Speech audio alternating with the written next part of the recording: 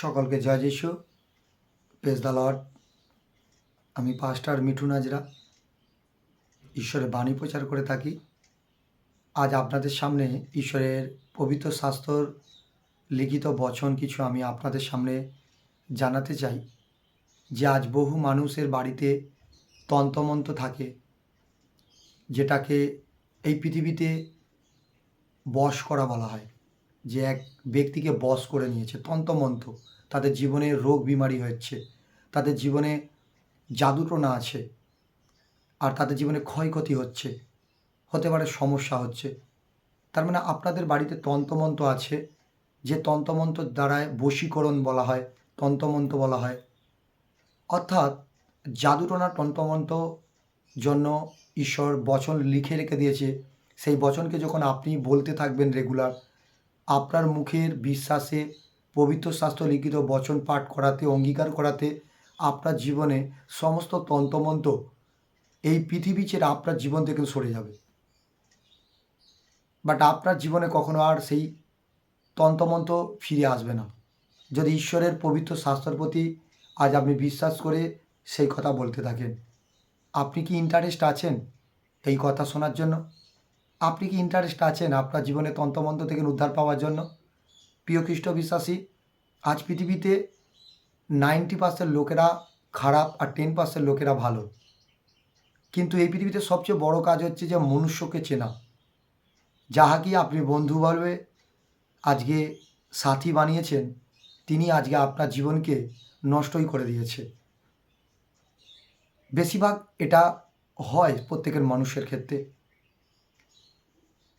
আপনি জীবনসাথী, আপনার জীবনে একজন আছে, সেটা হচ্ছে ঈশ্বর।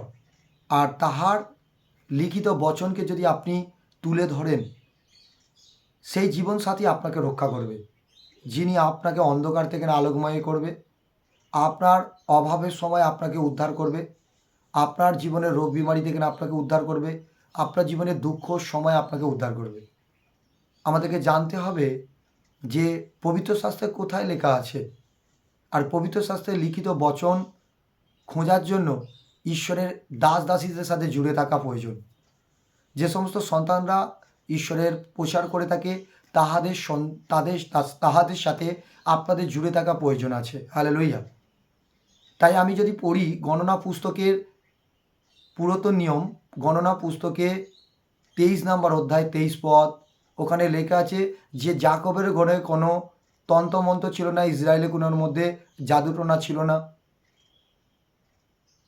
এই কথাটা যদি বলতে পারি যে প্রভু, জাকব তোমার দাস ছিল, ইসরায়েল তোমার মনোনীত এক দেশ ছিল, তাহাদের জীবনে জাকবের জীবনে, ইসরায়েলকুলে প্রত্যেকটা মানুষের জীবনে কোনো তন্ত্রমন্ত্র জাদুটোনা ছিল না। বাট আমি আপনার মনোনীত চুনা করা এক দাস, হতে পারে এক বিশ্বস্ত এক সন্তান প্রভু, আমার বাড়িতে, আমার পরিবারে, আমার স্ত্রী সন্তানের জীবনে, আমার গৃহেতে, আমার ক্ষেত খামারে, আমার গোলাঘরে, আমার বিজনেসে, আমার অর্থে, আমার কোনো জায়গায় প্রভু তন্ত্রমন্ত্র থাকতে পারে না। যিশু নামে আমি ক্যান্সেল করি, যিশু নামে আমি ক্যান্সেল করি, আর স্বর্গ থেকে যিশু নামে আশীষ করি। হালেলুয়া। আর আপনি ইপিসিওর 1 নম্বর অধ্যায় 3 পদের দ্বারা আপনি আশীর্বাদ করুন। সেখানে লেখা আছে, জিজাসকে জানার পর থেকে সর্বশক্তিমান পিতাকে আমরা যখন ধন্যবাদ দেওয়া শুরু করেছি, যেদিন থেকে আমরা আত্মিকের পরিণত হয়েছি, সেদিন থেকে স্বর্গের আশীষ আপনার জীবনে এসে গেছে। ওই বচন দ্বারায় আপনি কি করুন, আশীষকে ছিনিয়ে নিন। যে প্রভু, জাকবের ঘরে কোনো যদি তন্ত্রমন্ত্র না থাকে প্রভু, ইসরায়েলকুলের মধ্যে যদি তন্ত্রমন্ত্র না থাকে, আমার ঘরে তন্ত্রমন্ত্র নেই, ক্লিয়ার হয়ে গেছে, যিশু নাম আমি ক্যান্সেল করি। এবং ইপিসিওর 1:3 বচন দ্বারা আমি দাবি করি প্রভু, যেদিন থেকে না আমি আত্মিক হয়েছি প্রভু, তোমার বচন শোনার জন্য মনোযোগ করেছি, সেই দিন থেকে প্রভু স্বর্গের যে পুরস্কার আশীষ, সেই পুরস্কার আমার বাড়িতে এসে গেছে যিশু নামে। রেগুলার দাবি করুন, আর আপনার ভান্ডারকে আশীষই করুন, আপনার পরিবারকে, আপনার গৃহের প্রত্যেকজনকে আশীর্বাদ করুন। দেখুন আপনার পরিবারে ঈশ্বরের পবিত্র শাস্ত্র সেই ধারালো বচন দ্বারায় আপনার জীবনে ডেভেলপ দেখতে পাবেন 100-এ 100। আপনার কাছে কোনো অর্থ থাক আর নাই থাক, ঈশ্বর আপনাকে রাস্তায় এমন কর্ম দেবে, চলার পথে এমন কর্ম দেবে, যে কর্মকে আপনি করার পরে আপনি অর্থকে উপার্জন করে আনতে পারবেন, আর সেই অর্থ খুব দামি হবে। সকলে বলেন হালেলুয়া। তাই এই দুটো বচন দ্বারায় আপনারা প্রত্যেকে এই দুটো বচন দ্বারায় আপনারা ঈশ্বরের কাছে প্রার্থনা করতে পারেন। রেগুলার বলতে থাকুন। দেখুন আপনি কিছুদিনের মধ্যে আপনার পরিবারে আনন্দ দেখতে পাবেন, আপনার জীবনে উন্নতিকে দেখতে পাবেন, আপনার পরিবারে আপনি শান্তিকে দেখতে পাবেন। হালেলুইয়া। তাই কেউ মিস করবে না এই ওয়ার্ড। স্বর্গ হইতে আপনাদের কাছে ঈশ্বরের দাস প্রকাশ করছে, তার আত্মার দ্বারা ঈশ্বর প্রকাশ করছে। আর আপনি এই প্রকাশ করা বচনকে, প্রকাশ করা ওয়ার্ডকে, বাক্যকে আপনি যত্ন করে রাখুন। কেন এই পবিত্র শাস্ত্র আমি রেগুলার পড়ি, আর এই পবিত্র শাস্ত্র লিখিত বচনের প্রতি আমি দাবি করি। আর এই পবিত্র শাস্ত্র জীবন, পবিত্র শাস্ত্রে লিখিত বচন আমাকে আজ এই স্থানেতে দাঁড় করিয়েছে। হালেলুইয়া। তাই আপনি যে কোনো প্রান্তে থাকুন না কেন, ঈশ্বরের বাণীতে আপনি নির্ভর করুন, ঈশ্বরের কথাতে আপনি নির্ভর করুন, চলুন। মনুষ্যের কথাতে নির্ভর করার প্রয়োজন নেই।